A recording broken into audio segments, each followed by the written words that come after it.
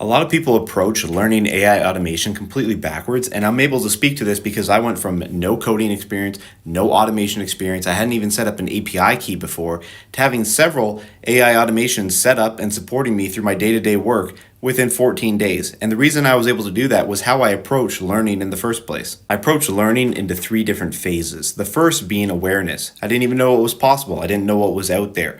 And in order to solve that, I had to consume tutorials. But the way I consumed tutorials was much different than most people.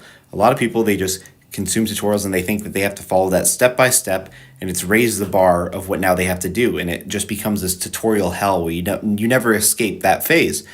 What I did was I was speed running the tutorial watching. I was having it on 2x speed. I typically only watch when they were demoing the automation, and if any particular part of that automation intrigued me, then I would go find that part in the video, because you can't watch endless videos that are each 30 minutes. And while I was watching these tutorials, I was making notes of different tutorials and saving the links for different parts, and I'd make a note like, I like this automation on how they connected to TikTok or how they scraped a TikTok video or something like that. And I would just be like, oh, that's interesting. I'm just going to take that snippet and I'm going to log it somewhere. You also don't want to get caught just watching endless tutorials. So you got to put a hard limit on this. Say that you're only going to watch tutorials for 3 days and then you're going to force yourself to take action. The second phase is planning. Now that I had a good idea of what was out there, I started planning something that I would actually use and help solve a problem for me. Because when you're solving a problem that's really a pain in the ass for you, you're going to be much more motivated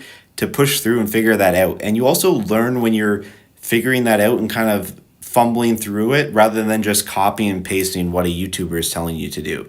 The third phase is I just pulled the trigger and I started building. It was sloppy. I used AI. I was constantly chatting with ChatGPT, having it walk me through things.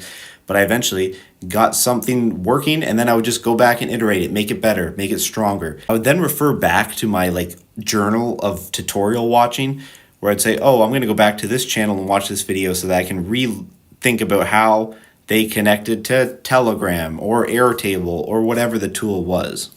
And by having these three phases, I was able to learn AI automation pretty damn fast. So if you want to learn fast, break it up into phases. Do not get caught in tutorial hell.